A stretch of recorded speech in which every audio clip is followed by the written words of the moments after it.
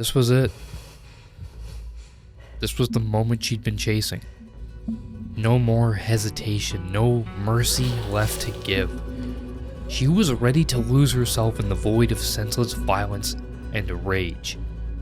But at what cost, Ellie? This was her moment of collapse.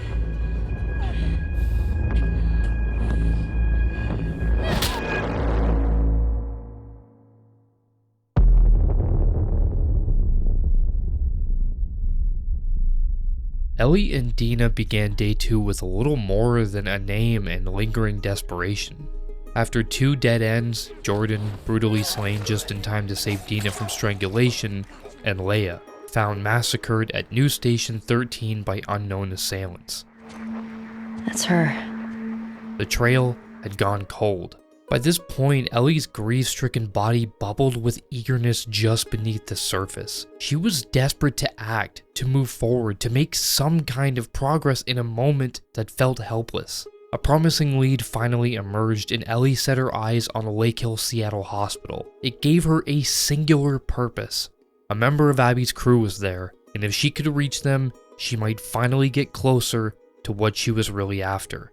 But what Ellie didn't know was that this day, this moment, would leave a permanent scar.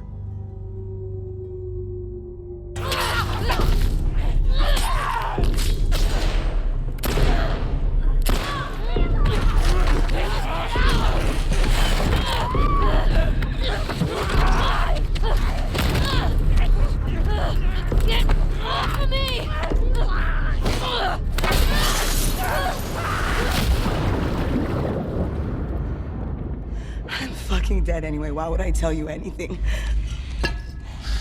Because I can make it quick. Or I can make it so much worse. It would warp her psyche, bend her morality, and leave her face to face with a version of herself she might not recognize in the mirror. Enter Nora, the first person connected to Abby that Ellie managed to corner and finally confront. But not without a fight. And through this pursuit, this frantic chase down sterile halls long since claimed by war, we saw just how far Ellie was willing to go. This wasn't revenge. This was all she had left, and nothing, not mercy, not morality, stood in her way.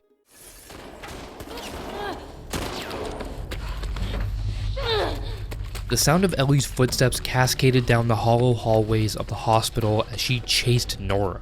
A structure that once stood proudly as a symbol of healing and medical advancements. Sterile white walls, wide open doors had become warped into something completely unrecognizable. A tool to wage war and oppress. As Ellie jumped, weaved, and mantled through the wreckage, it became clear that she wasn't letting this go.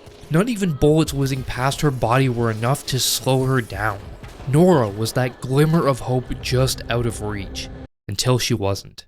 Nora had collapsed, completely vulnerable, coughing through suffocating spores. She was infected. Her fate had been sealed. But that wasn't enough for Ellie. She had come to get what she needed, and she wasn't leaving empty-handed again.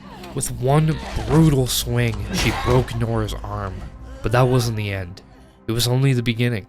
In a final effort, Nora didn't plead for her life. Her life was over. She pleaded for Ellie to understand that Joel deserved what he got, that he wasn't the shining beacon everyone believed him to be, but that only enraged her. This wasn't about justice. It wasn't about right or wrong anymore. It was about relief. It was about finding something, anything, that could numb the pain for just one more minute.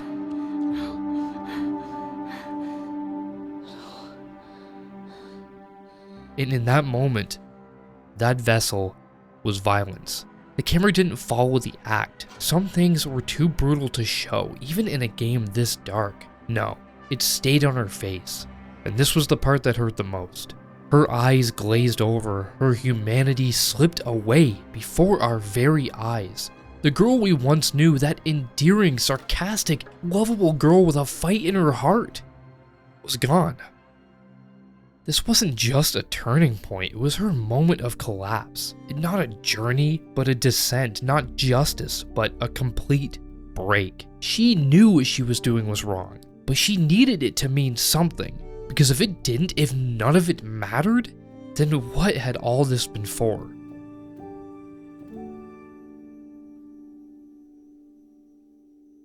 When Ellie stumbled back to the theater, she hesitated at the door.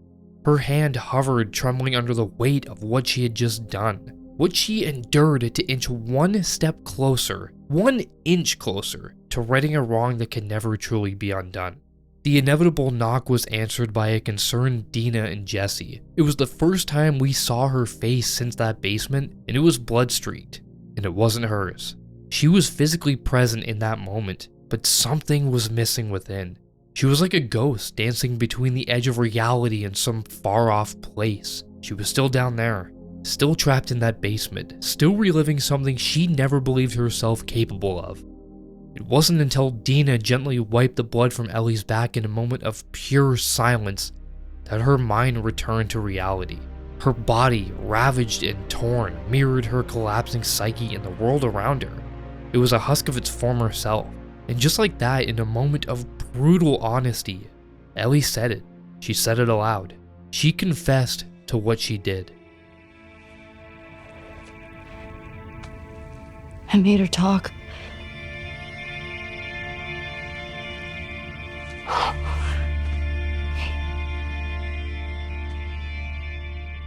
It's okay. That's when it became real. And that's when it broke her. There was pain in her eyes that no words could reach, a weight that lingered in that moment so heavy it felt like it could pull everything down with it. It made you want to reach out and hug her, to protect her at any cost. But that wasn't what this game was. This was the cost. This was what deep-seated vengeance really looked like. Yeah, it may have seemed righteous, but all it was hollow.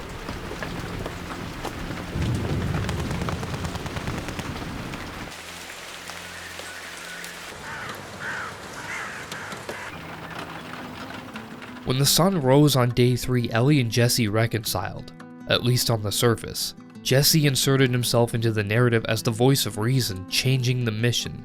Dina was pregnant, and getting her back to Jackson for medical care should have been top priority. But there was a catch.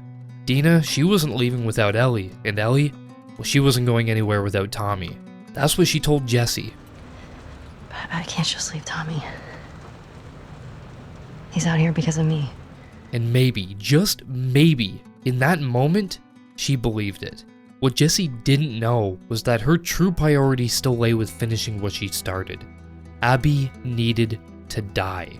So the pair trekked onward into the remnants of Seattle with 2 very different goals. Jesse to save someone, Ellie to remove another life from this world.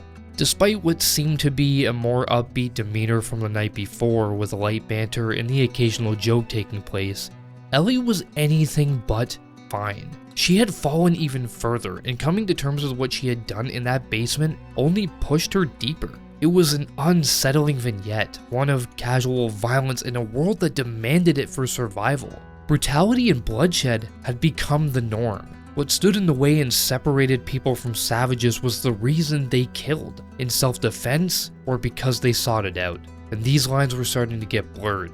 Ellie was no stranger to violence. It had been part of her life since birth. It instilled in her a level of resilience, kill or be killed. But this was different. Her bloodshed began to form a path away from the things that mattered, away from the people who mattered. She neglected those who cared for her, the ones who tried to hold on to her to guide her down this harsh road. But what they didn't realize was she was already gone. They weren't a priority to her anymore.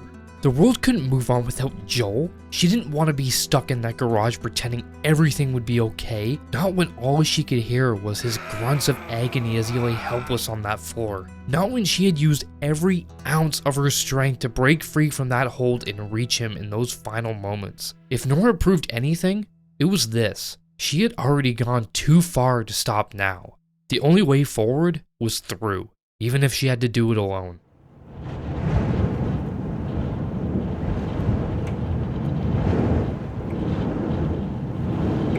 But she had already undertaken this alone. She may have had support from those around her, but none of them were capable of truly understanding the emotional weight and desire tied to this journey. Ellie walked her own path using the help of her caregivers as stepping stones to achieve it. But the truth was, the Ellie we knew was gone. That girl who soared on imagination to play the turning, who ran through an abandoned mall like there wasn't a care in the world, who created beautiful artistry on scraps of paper and played guitar like her father before her. Starting to sound like something. Ugh, I suck. Just need to build up your calluses, that's all. Yeah. She was gone.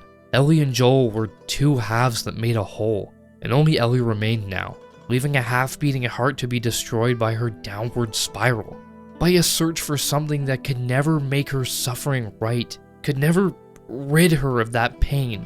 The further she went into Seattle, the more this world ensured there was a piece of her that faded out of existence. This was her moment of collapse. Not an abrupt implosion, but the slow corrosion of someone we held so dear.